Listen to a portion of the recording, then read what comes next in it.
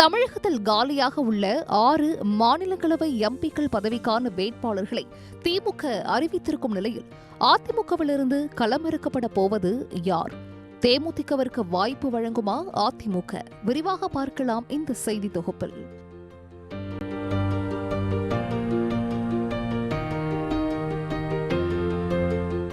Meenakshi academy of higher education and research.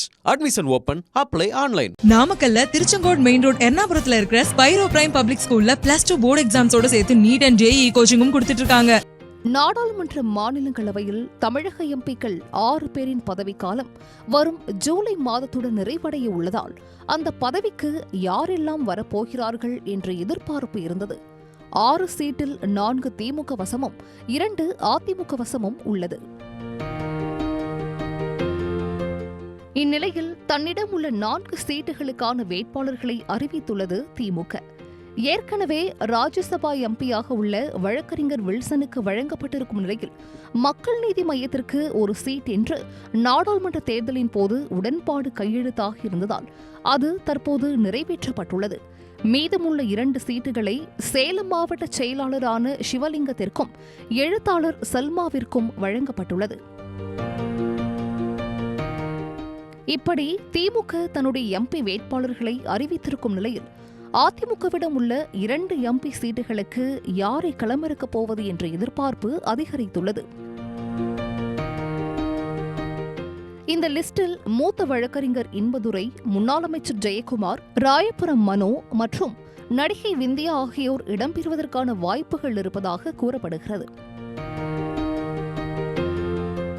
மூத்த வழக்கறிஞர் இன்பதுரையை பொறுத்தவரை திமுக அறிவித்துள்ள வில்சனுக்கு எதிராக களமிறக்கப்படுவதாகவும், வில்சனை போல அவரும் வழக்கறிஞர் என்பதோடு கிறிஸ்தவ சமுதாயத்தை சேர்ந்தவராகவும் இருப்பதால் இவர் சரியான சாய்ஸாக இருப்பார் என்று சொல்லப்படுகிறது. அதிமுக தலைமையும் அதையேதான் நினைப்பதாக கூறப்படுகிறது. ஆனால் கட்சிக்குள் இருக்கும் சில அதிருப்திகளையும் சரி செய்ய வேண்டும் என்ற எண்ணத்திலும் அதிமுக தலைமை இருப்பதாக கூறப்படுவதால் முன்னாள் அமைச்சர் ஜெயக்குமாரை ராஜ்யசபா எம்பி ஆக்கிவிடலாமா என்று யோசித்து வருவதாக எம்ஜிஆர் மாளிகை வட்டாரங்கள் தெரிவிக்கின்றன. பாஜக அதிமுக கூட்டணி மீண்டும் உருவானதிலிருந்தே கட்சி பணிகளில் அதிக கவனம் செலுத்தாமல் உச்சகட்ட கோபத்தில் ஜெயக்குமார் இருப்பதாகவும், என்னதான் சீனியர்களை அனுப்பி தலைமை சமாதானம் செய்தாலும் மனம் இறங்காமல் இருப்பதாகவும் கூறப்படுகிறது. அதனால் அவருக்கு புத்துணர்ச்சி கொடுத்து சமாதானப்படுத்தும் விதமாக எம்பி பதவியை வழங்கலாமா என்று அதிமுக தலைமை யோசிக்கிறதா? இது ஒரு புறம் இருக்க, அதிமுகவின் ஸ்டார் பேச்சாளரும் நடிகையுமான விந்தியா நீண்ட நாட்களாக கட்சியில் இருக்கிறேன், எனக்கு இதுவரை எந்த பதவியும் வழங்காமல் இருக்கிறீர்கள், இத்தனை ஆண்டுகளாக அம்மாவிற்காகவும் கட்சிக்காகவும் உழைத்த எனக்கு எதுவுமே கொடுக்காமல் கல்தா கொடுத்துக் கொண்டிருக்கிறீர்கள், அதனால் இந்த ராஜ்யசபா எம்பி பதவியாவது கொடுங்கள் என்று டைரக்டாக தலைமையிடமே சென்று கோரிக்கை விடுத்துள்ளதாக எம்ஜிஆர் மாளிகை வட்டாரங்கள் தெரிவிக்கின்றன.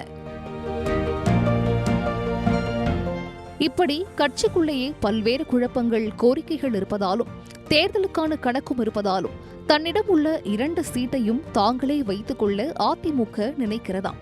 ஆனால் ஒரு சீட்டை எங்களுக்கு கொடுத்தே ஆக வேண்டும் என்று தேமுதிக அடம் பிடித்துக் கொண்டிருப்பதால் என்ன செய்வதென்று தெரியாமல் மண்டையை பீத்துக் கொண்டிருக்கிறதாம் அதிமுக தலைமை. இந்நிலையில் கடந்த முறை கூட்டணிகளுக்கே கொடுத்தோம், அவர்கள் நாடாளுமன்ற தேர்தலின் போது தங்களுக்கு எதிராகவே களமிறங்கினர்.